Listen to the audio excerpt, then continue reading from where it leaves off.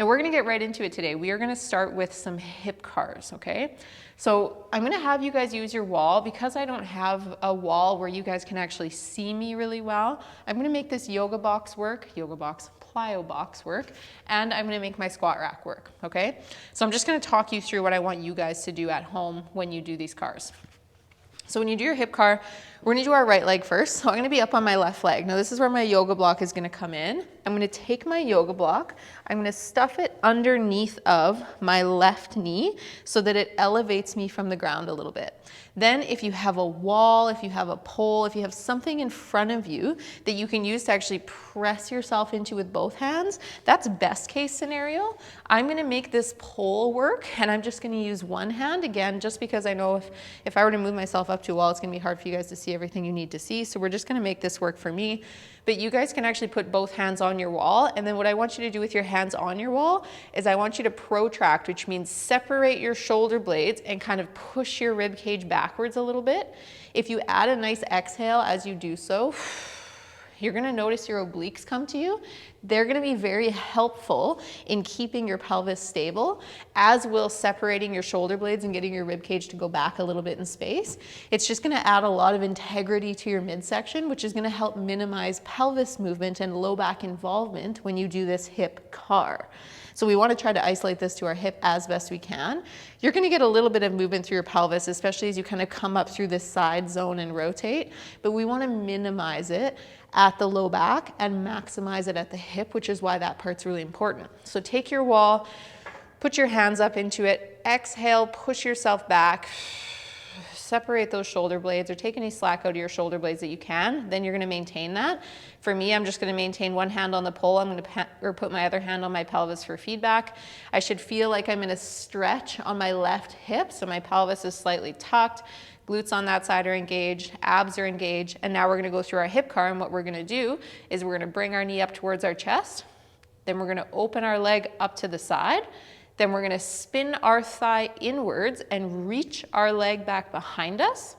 Knee's going to come down towards the other leg, and then we're going to throw it in reverse. So like you're doing a donkey kick, you're going to go straight back. When you can't go back anymore, you're going to bring that leg up towards your right shoulder. You're going to rotate back through, and then you're going to land back down in front of you. Now we're going to do 2 more of those. So same thing, good reset. Exhale, take that slack out, find your obliques, and then we're gonna lift that leg up into flexion. We're gonna open up to the side. We're gonna spiral in. We're gonna reach back. We're gonna come down. Keep in mind, you're maintaining hip extension on this other leg the whole time. So we've got an isometric hip extension happening on the left leg, and then we've got our hip car happening on the right leg. This will be a hip extension focused class, so don't sleep on that other leg.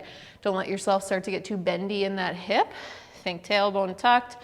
Everything just kind of a straight line from your shoulder all the way down to your knee on the other side. We've got one more here. Leg's gonna come up. We're gonna open up to the side.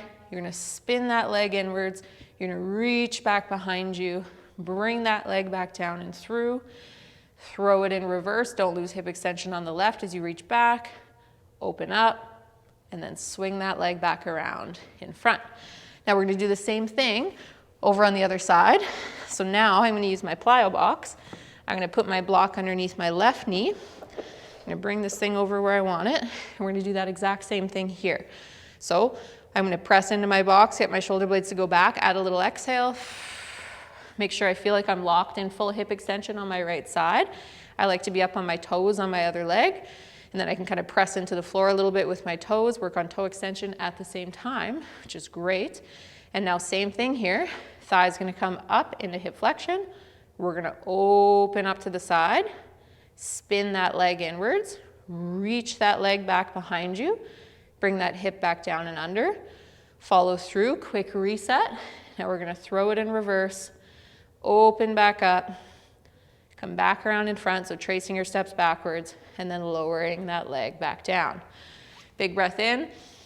Good exhale, press those shoulder blades apart. Little reset, make sure you've got full hip extension on that right leg again. Left thigh is gonna come up into hip flexion. You're gonna open up, internally rotate, reach back, bring that leg back down, back through, throw it in reverse. You're gonna go straight back into hip extension, open back up to the side, rotate that leg back through, come back around in front, and then lower it back down to the ground. Now we've got one more here, same thing. Big breath in, good exhale, press. Knee comes up towards your chest, leg opens up to the side, internally rotate, reach that leg back, leg comes back down and through, throw it in reverse, reach back, open up, bring that leg back around in front, and parachute down. Very good.